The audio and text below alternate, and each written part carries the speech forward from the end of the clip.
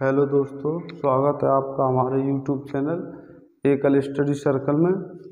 आज हमारा हिस्ट्री का टर्न है और हिस्ट्री में कल हम आपको बता चुके हैं कि खिलजी वंश के बाद किस तरीके से तुगलक वंश की स्थापना हुई। आज हमारा तुगलक वंश है। कल हमने आपको बताया था कि अगले टर्न में हम तुगलक वंश पढ़ेंगे। तुगलक वंश का थोड़ा सा रिव्यू हमने आपको दिया था कि किस तरह खुसरो खां को पराजित कर गयासुद्दीन तुगलक ने तुगलक वंश की स्थापना की थी। तुगलक वंश 1320 से 1414 तक सल्तनत काल का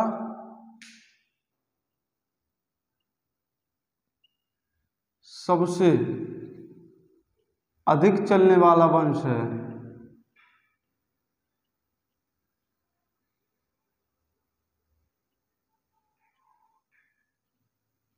अगर आपसे क्वेश्चन किया जाए कि सल्तनत काल में सबसे ज़्यादा किस वंश के शासकों ने शासन किया, तो तुगलक वंश। तुगलक वंश के शासकों ने सबसे ज़्यादा शासन किया और सबसे कम में आपका आंसर होगा सैयद वंश।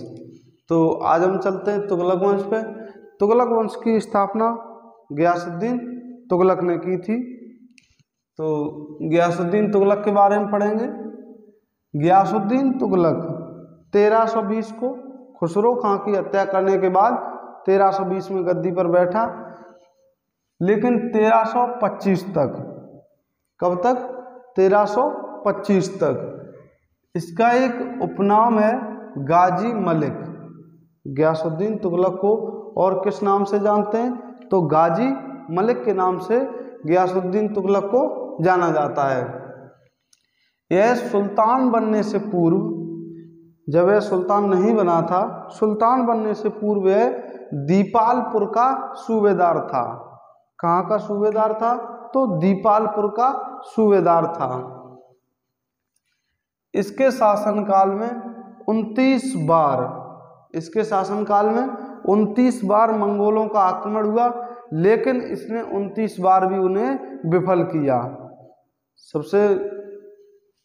अभी तक के शासनकाल में सबसे ज़्यादा बार मंगोलों का आक्रमण किसके शासनकाल में हुआ, तो गयासुद्दीन तुगलक के। कितने बार? तो 29 बार, लेकिन इसने 29 बार भी मंगोलों का आक्रमण विफल किया। नहरों का निर्माण कराने वाला यह प्रथम सुल्तान था। सल्तनत काल में अगर आपसे क्वेश्चन पूछा जाए कि सल्तनत काल में वह कौन सा शासक था जिसने नहरों का निर्माण सर्वप्रथम कराया, तो कौन होगा? गयासुद्दीन तुगलक। गयासुद्दीन तुगलक से पहले ऐसा कोई भी शासक नहीं था जिसने नहरों का निर्माण कराया हो। ये पहला शासक था जिसने नहरों का निर्माण करवाया। इसने दिल्ली के पास में पहाड़ियों के पास एक नगर बसाया था जिसका नाम था तुगलकाबाद। तुगलकाबाद किसने बसाया? तो गयासुद्दीन तुगलक ने। यहाँ से एक क्वेश्चन पूछा जाता है, यहाँ पर जो इसने एक किला दुर्ग बनवाया उसका क्या नाम था, तो उसका नाम छप्पन कोट था। गयासुद्दीन तुगलक ने दिल्ली के पास एक शहर बसाया जिसका नाम तुगलकाबाद था, और यहाँ पर एक किला बनवाया था जिसे छप्पन कोट का किला या छप्पन कोट महल भी कहते हैं। निजामुद्दीन औलिया ने इसके बारे में इससे कहा था कि दिल्ली अभी दूर है। एक बार ये हुआ था कि उस समय निजामुद्दीन औलिया, गयासुद्दीन तुगलक के समय में निजामुद्दीन औलिया दिल्ली में एक अच्छे सूफी संत, यानी कि बहुत बड़े स्तर पर बन चुके थे, लोग काफ़ी संख्या में उनसे जुड़े हुए थे। तो गयासुद्दीन तुगलक बंगाल अभियान पर गया था। गयासुद्दीन तुगलक बंगाल अभियान पर गया था। वहाँ से लौटते वक्त गयासुद्दीन तुगलक को यह सूचना प्राप्त हुई कि निज़ामुद्दीन औलिया ने मोहम्मद बिन तुगलक को सुल्तान नियुक्त कर दिया है, सुल्तान घोषित कर दिया है। तो यह बहुत गुस्से में था गियासुद्दीन तुगलक। तो उसने औलिया के बारे में कहा कि हम आते ही औलिया को ख़त्म कर देंगे। तो औलिया ने एक स्टेटमेंट दिया था गियासुद्दीन तुगलक के बारे में कि दिल्ली अभी दूर है, दिल्ली अभी दूर है। ऐसा हुआ भी बाद में इसकी मृत्यु जोना खां ने, जोना खां किसका नाम था? तो मोहम्मद बिन तुगलक का। जोना खां ने एक लकड़ी का महल बनवाया था, लकड़ी का महल बनवाया था बंगाल के बाहर। बंगाल से लौटते समय जब ये दिल्ली के करीब पहुंचा तो ये महल जो बना था ये दिल्ली के करीब ही बना था। तो इसका स्वागत करने के लिए उसी महल को, लकड़ी के महल को सजाया गया। वही लकड़ी का महल गिरने के कारण, वही लकड़ी का महल गिरने के कारण इसकी मृत्यु हो गई। इसका जो मकबरा बनवाया गया, जो निज़ामुद्दीन औलिया ने कहा था कि दिल्ली अभी दूर है, तो वास्तव में वो बात सही हुई कि दिल्ली अभी दूर थी उसके लिए, और वहीं पर रास्ते में ही उसकी मृत्यु हो गई। इसका मकबरा एक कृत्रिम झील, इसका मकबरा एक कृत्रिम झील के अंतर्गत बनवाया गया है। ये झील भी इसी के द्वारा बनाई हुई थी, गियासुद्दीन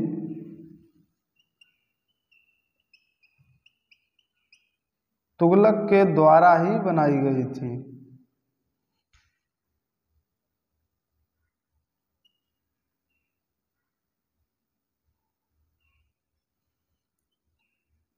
कृत्रिम झील आप जानते होंगे, जो मानव के द्वारा बनाई जाए उसे कृत्रिम कहते हैं, और जो प्रकृति के द्वारा बनाई जाए उसे प्राकृतिक कहते हैं। इसका मकबरा कृत्रिम झील के अंतर्गत बनाया गया। इसने एक उपाधि धारण की थी, यहाँ गाजी मलिक उपनाम है और गाजी इसकी उपाधि भी थी। गाजी इसकी उपाधि भी थी।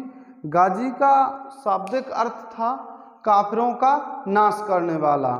गाजी का शाब्दिक अर्थ आपसे कभी पूछ सकता है एग्जाम में कि वह कौन सा सुल्तान था जिसने गाजी की उपाधि धारण की थी सर्वप्रथम? तो किसने की थी? गियासुद्दीन तुगलक ने। गियासुद्दीन तुगलक वंश का संस्थापक था। गाजी का जो शाब्दिक अर्थ होता है तो काफिरों का नाश करने वाला। गाजी का शाब्दिक अर्थ कौन सा होता है? तो काफिरों का नाश करने वाला। आगे हम पढ़ेंगे मोहम्मद बिन तुगलक।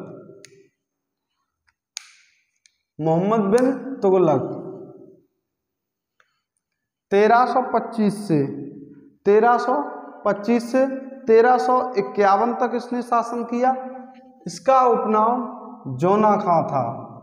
अभी मैंने आपको बताया कि जोना खां के द्वारा निर्मित लकड़ी का महल गिरने के कारण गियासुद्दीन तुगलक की मृत्यु हुई थी। तो यह वही जोना खां है। जोना खां किसे कहते हैं? तो मोहम्मद बिन तुगलक को। सल्तनत काल में सबसे शिक्षित योग्य विद्वान शासक जो था वो मोहम्मद बिन तुगलक था। आपसे डायरेक्टली क्वेश्चन अक्सर कर एग्जाम में पूछ लिया जाता है कि सल्तनत काल का सबसे योग्य सबसे शिक्षित शासक कौन था? तो मोहम्मद बिन तुगलक। इसके समय में ही बहमनी साम्राज्य और विजयनगर साम्राज्य, इसके शासनकाल में बहमनी साम्राज्य और विजयनगर साम्राज्य की स्थापना हुई। यहाँ अक्सर कर ये क्वेश्चन पूछा जाता है कि विजयनगर साम्राज्य की स्थापना दिल्ली के किस शासक के काल में हुई? तो मोहम्मद बिन तुगलक के शासन काल में। इसने अपनी राजधानी दौलताबाद बनाई। गियासुद्दीन तुगलक की राजधानी कहाँ थी? दिल्ली। लेकिन इसने अपनी राजधानी कहाँ स्थानांतरित की? तो दौलताबाद। दौलताबाद का पहले जब इसने दौलताबाद बनाई राजधानी, तो उस समय इसका नाम दौलताबाद नहीं था, देवगिरी था। देवगिरी। जब इसने राजधानी बनाई तो देवगिरी का नाम परिवर्तित कर इसने दौलताबाद रखा। आपसे ऑप्शन में दोनों दे सकता है, सॉरी एक दे सकता है, कोई भी। दौलताबाद भी दे सकता है तो दौलताबाद भी सही है, और अगर देवगिरी देता है तो देवगिरी भी सही है, क्योंकि दौलताबाद का पुराना नाम ही देवगिरी था। इसने अपनी राजधानी दौलताबाद या देवगिरी बनाई। इसके शासनकाल में अफ्रीका में एक जगह पड़ती है, एक देश का नाम है मोरक्को। मोरक्को का यात्री इब्न बतूता, मोरक्को का यात्री था इब्न बतूता। इसके शासनकाल में भारत आया था।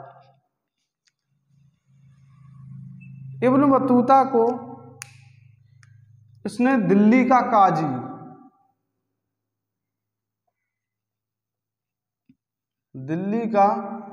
काजी नियुक्त किया।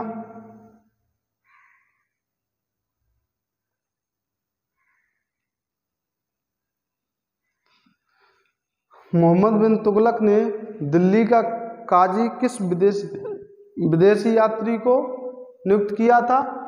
तो इब्न बतूता को। और बाद में इसे अपना दूत बनाकर चीन भेजा था। दूत बनाकर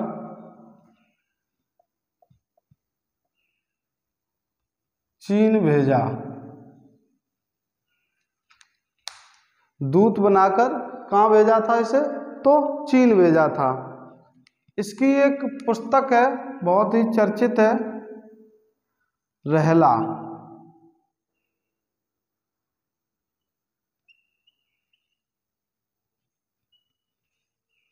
रहला किसकी पुस्तक है, या रहला किसके द्वारा लिखित पुस्तक है?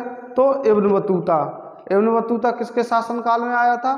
तो मोहम्मद बिन तुगलक के शासनकाल में यह भारत आया था। कहाँ का निवासी था? तो मोरक्को का। बर्नी ने मोहम्मद बिन तुगलक की 5 योजनाओं का उल्लेख किया है और बहुत ही विफल शासक बताया है। बर्नी ने मोहम्मद बिन तुगलक की 5 योजनाओं का उल्लेख किया। कौन कौन सी? दोआब में कर वृद्धि। दोआब में कर वृद्धि, दोआब किसे कहते हैं? 2 नदियों के बीच के स्थान को दोआब कहते हैं। तो जिस समय इसने दोआब के क्षेत्र में कर में जब वृद्धि की तो उसी वर्ष वहाँ सूखा पड़ गई। जिस वर्ष इसने दोआब में कर वृद्धि की तो उस समय ही उसमें सूखा पड़ गई। ऐसे ही राजधानी परिवर्तन किया, दिल्ली से यह दौलताबाद या देवगिरी ले गया, लेकिन उससे भी इसे कुछ फायदा नहीं हुआ। सांकेतिक मुद्रा का इसने प्रचलन किया, लेकिन काफ़ी सारी इसके साम्राज्य में काफ़ी सारी नकली मुद्राएं छापी गईं, जिससे इसमें भी इसे बहुत नुकसान हुआ। खुरासान अभियान में भी बहुत इसे धन लूटने के उपलक्ष्य में गया था कि ऐसी लालसा किए हुए गया था कि यहाँ से हमें धन प्राप्त होगा इन दोनों अभियानों से, लेकिन ये दोनों अभियान इसके फेल रहे। इसीलिए इन 5 अभियान योजनाओं की इसने चर्चा की। कौन? बर्नी ने। बर्नी एक इतिहासकार हैं जिन्होंने इन 5 योजनाओं का उल्लेख किया है, और इन्होंने एक स्टेटमेंट भी दिया था कि राजा को जनता से और जनता को राजा से मुक्ति मिल गई।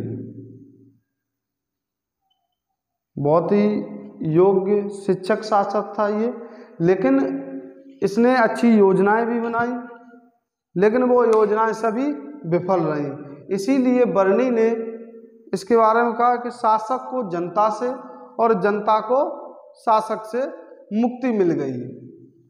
किसने यह स्टेटमेंट कहा था? तो बर्नी ने। किसके बारे में कहा था?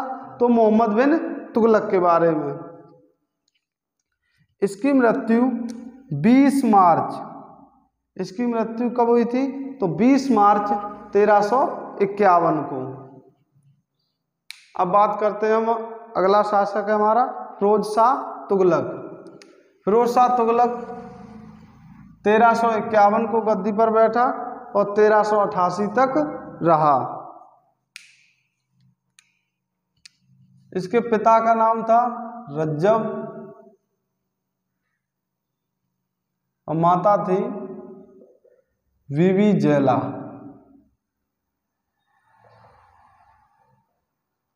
इसकी माता एक राजपूत वंश से ताल्लुकात रखती थी, राजपूत।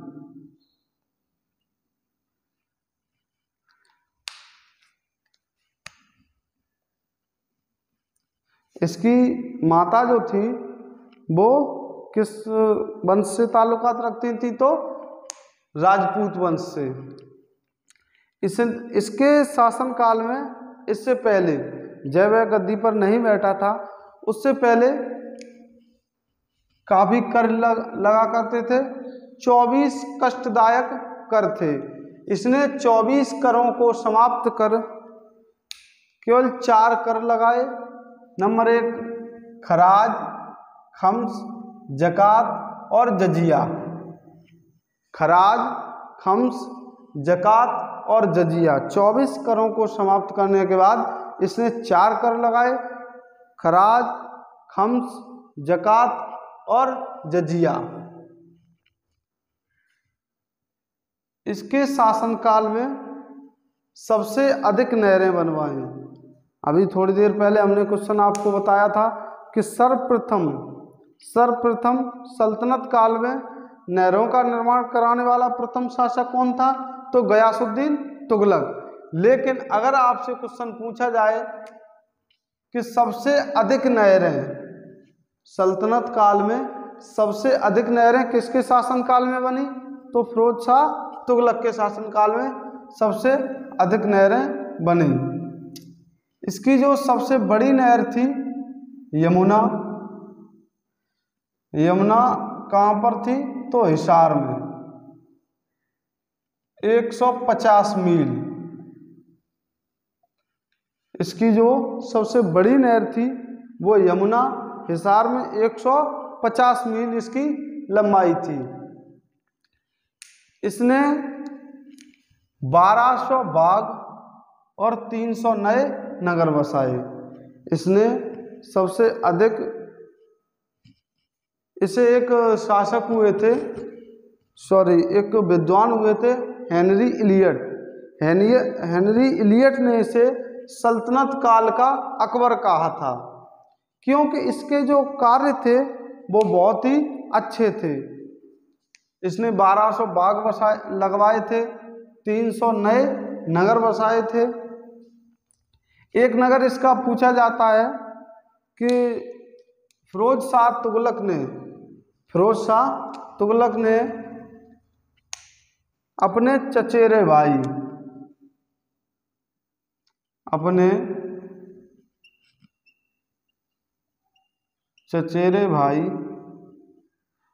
जौना खां कौन था? तो मोहम्मद बिन तुगलक। जौना खां की याद में जौनपुर बसाया था।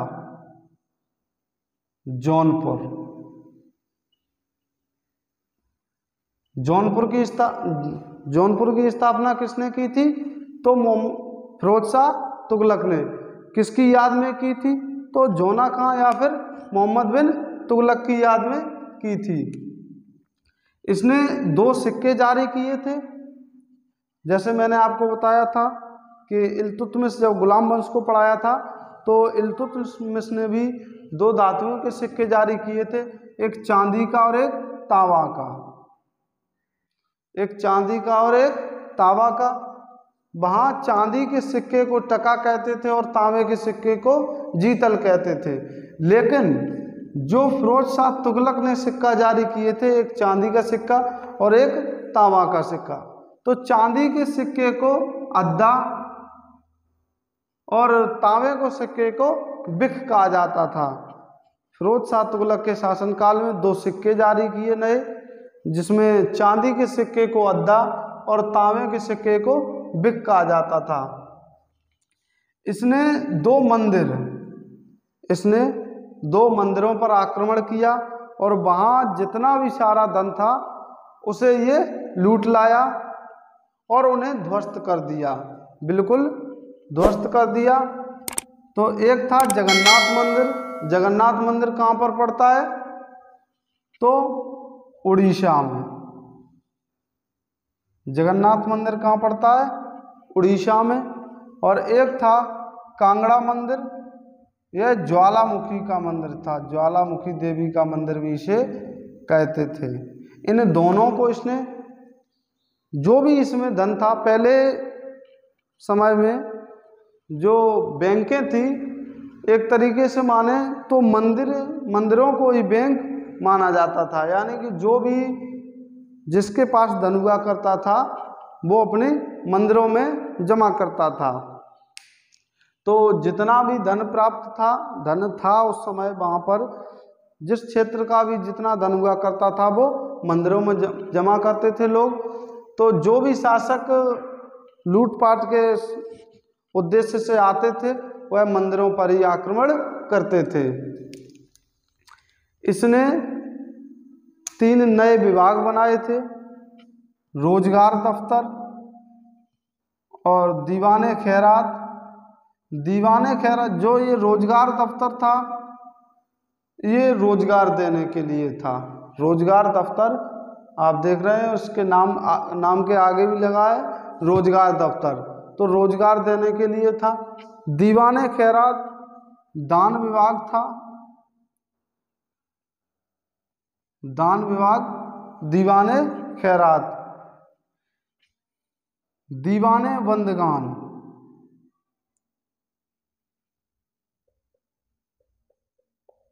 दासों गुलामों की देखभाल करने के लिए। दीवाने बंदगान गुलामों की देखभाल करने के लिए बनाया गया था। इसके शासनकाल में, फिरोज शाह तुगलक के शासनकाल में सबसे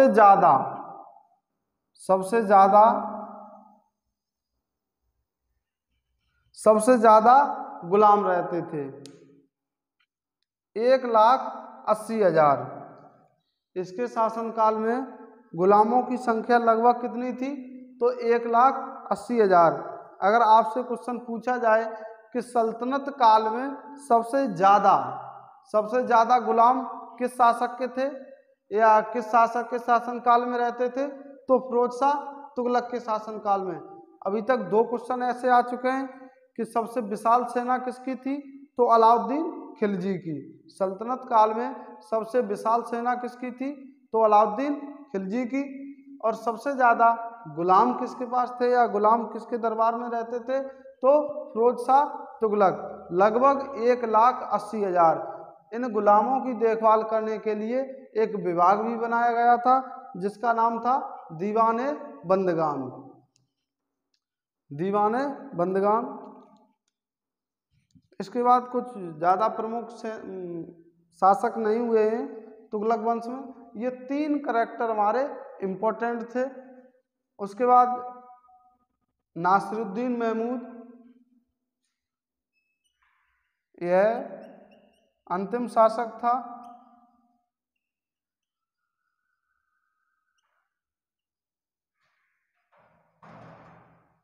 यह अंतिम शासक था।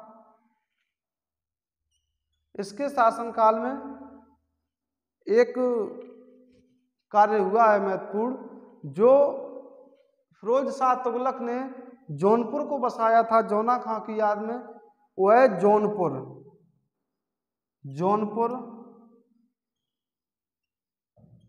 स्वतंत्र हो गया।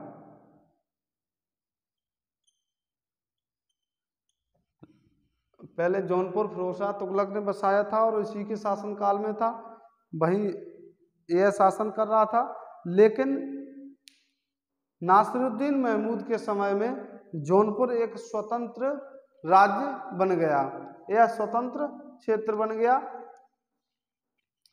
फिरोज शाह तुगलक की एक पुस्तक पूछी जाती है, इसकी आत्मकथा है,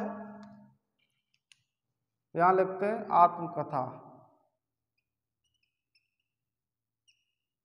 फुतूहात-ए फिरोज शाही, फुतूहात-ए फिरोज शाही,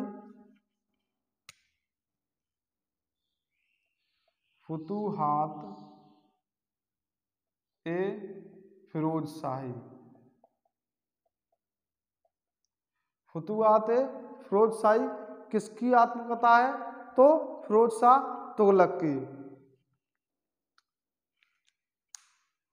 और कोई इम्पोर्टेंट फैक्ट नहीं है, यह अंतिम शासक था। अब आगे वंश जो होगा हमारा वो सैयद वंश। कौन सा वंश होगा? तो सैयद वंश। सैयद वंश ये नासिरुद्दीन महमूद था। इस समय भी, इसके समय में भी, नासिरुद्दीन महमूद के समय में मंगोलों का आक्रमण हुआ। उस समय इसके शासनकाल में जब मंगोलों का आक्रमण हुआ तो मंगोलों का सरदार उस समय कौन था? तो तैमूर लंग। कौन था? तैमूर लंग था।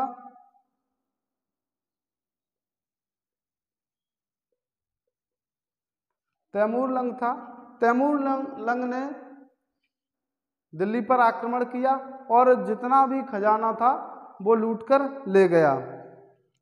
लेकिन लाहौर और जो लाहौर के आसपास का क्षेत्र था वह क्षेत्र खिज्र खां को दे गया, खिज्र खां को दे गया। लेकिन दिल्ली की गद्दी को उसने नहीं सौंपा।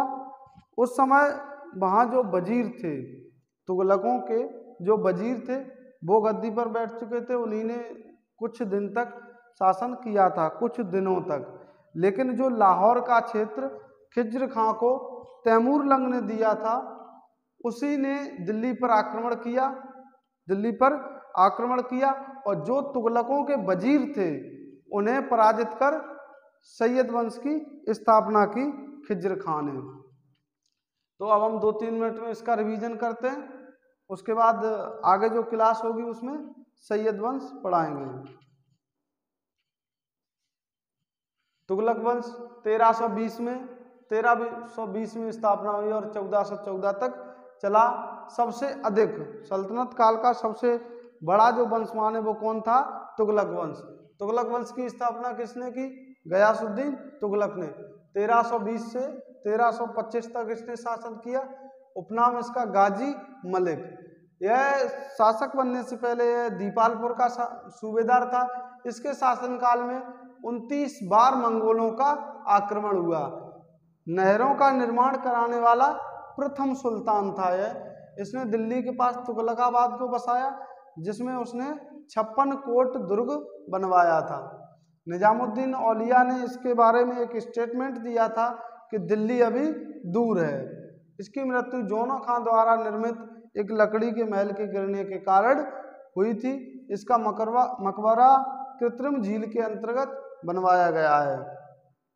इसने जो गाजी की उपाधि धारण की थी उसका शाब्दिक अर्थ है काफिरों को मारने वाला या काफिरों का घातक। आगे बात करते हैं मोहम्मद बिन तुगलक 1325 में गद्दी पर बैठा और 1351 तक रहा। इसका उपनाम जोना खां था। सल्तनत काल का सबसे विद्वान शासक था। इसके समय में बहमनी साम्राज्य और विजयनगर साम्राज्य की स्थापना हुई। इसने अपनी राजधानी दिल्ली से दौलताबाद या देवगिरी स्थानांतरित की। इसके शासनकाल में एक अफ्रीका महाद्वीप का देश है मोरक्को, वहाँ का निवासी इब्न बतूता भारत आया था, जिसे इसने दिल्ली का काजी नियुक्त किया और अपना दूत बनाकर चीन भेजा। इब्न बतूता ने एक पुस्तक लिखी थी जिसका नाम है रहला। बर्नी ने मोहम्मद बिन तुगलक की 5 योजनाओं का उल्लेख किया है। दुआम में कर वृद्धि, राजधानी परिवर्तन, सांकेतिक मुद्रा का प्रचलन, खुरासान अभियान और कराचिल अभियान। बर्नी ने ही इसके बारे में एक स्टेटमेंट दिया था कि राजा को प्रजा से और प्रजा को राजा से मुक्ति मिल गई।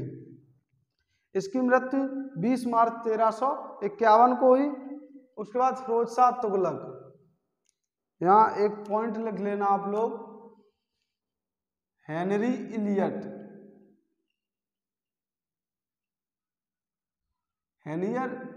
इलियट ने इसे सल्तनत काल का अकबर, इंपॉर्टेंट क्वेश्चन है, सल्तनत काल का अकबर। सल्तनत काल का अकबर किसे कहा जाता है? तो फिरोज शाह तुगलक को। किसने कहा था? तो हेनरी इलियट ने इसे सल्तनत काल का अकबर कहा था। पिता इसके रज्जब, माता का नाम बीबी जैला, जो एक राजपूत वंश की थी। इसने 24 करों को समाप्त किया और नए 4 कर, खराज, खम्स, जजिया और जकात को लागू किया। इसने सबसे अधिक नहरें बनवाई। इसकी सबसे बड़ी नहर का नाम यमुना, जो हिसार में है, और 150 मील इसकी लंबाई है। इसने 1200 बाग लगवाए, 300 नए नगर बसाए। अपने चचेरे भाई जोना खां की याद में जौनपुर को बसाया था।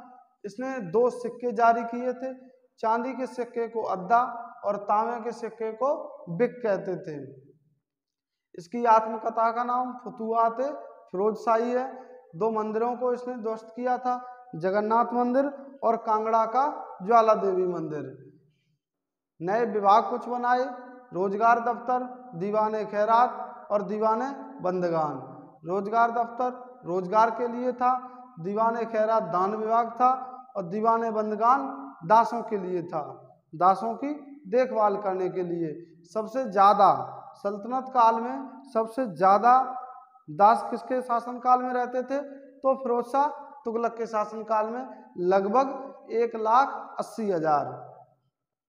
नासिरुद्दीन महमूद 1388 को गद्दी पर बैठा और 1413 तक रहा। यह तुगलक वंश का अंतिम शासक था। इसके शासनकाल में ही जो फिरोज शाह तुगलक के द्वारा जौनपुर बसाया गया था, वह राज्य स्वतंत्र हो गया था और इसके शासनकाल में ही तैमूर लंग का आक्रमण हुआ दिल्ली पर और उसने तुगलक वंश को समाप्त किया था एक तरीके से।